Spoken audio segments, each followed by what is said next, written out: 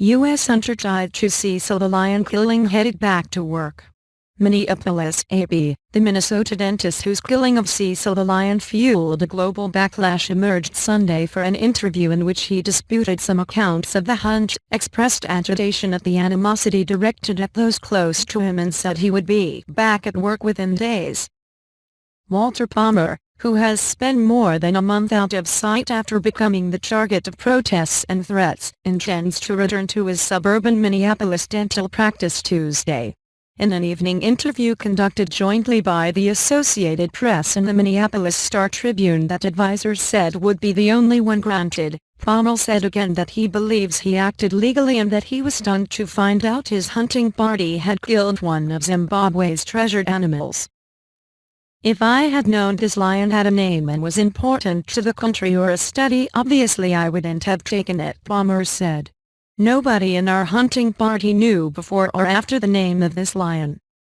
Cecil was a fixture in the vast Wange National Park and had been fitted with a GPS collar as part of Oxford University lion research. Palmer said he shot the big cat with the black mane using an arrow from his compound bow outside the park's borders, but it didn't die immediately. He disputed conservationist accounts that the wounded lion wandered for 40 hours and was finished off with a gun, saying it was tracked down the next day and killed with an arrow. An avid sportsman, Palmer shut off several lines of inquiry about the hunt, including how much he paid for it or others he has undertaken. No videotaping or photographing of the interview was allowed. During the 25-minute interview, Palmer gazed intensely at his questioners, often fiddling with his hands and turning occasionally to an advisor, Joe Friedberg, to field questions about the fallout and his legal situation. Some high-level Zimbabwean officials had called for Palmer's extradition, but no formal steps toward getting the dentist to return to Zimbabwe have been publicly disclosed. Friedberg, a Minneapolis attorney who said he is acting as an unpaid consultant to Palmer, said he has heard nothing from authorities about domestic or international investigations since early August. Friedberg said he offered to have Palmer take questions from U.S. Fish and Wildlife Service authorities on the condition the session be recorded. He said he never heard back.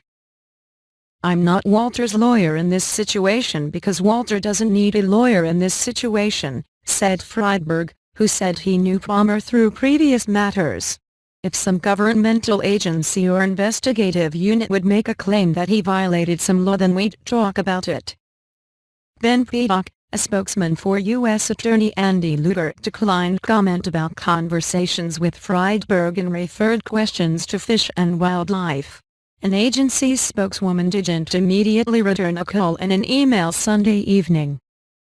After Palmer was named in late July as the hunter who killed Cecil, his Bloomington clinic and Eden Prairie home became protest sites and a vacation property he owns in Florida was vandalized. Palmer has been vilified across social media, with some posts suggesting violence against him. He described himself as heartbroken for causing disruptions for staff at his clinic, which was shuttered for weeks until reopening in late August without him on the premises. And he said the ordeal has been especially hard on his wife and adult daughter, who both felt threatened. "I don't understand that level of humanity to come after people not involved at all," Palmer said. As for himself, he said he feels safe enough to return to work. "My staff and my patients support me and they want me back," but declined to say where he's spent the last 6 weeks or describe security steps he has taken. "I've been out of the public eye. That doesn't mean I'm in hiding," Palmer said. "I've been among people, family and friends. Location is really not that important."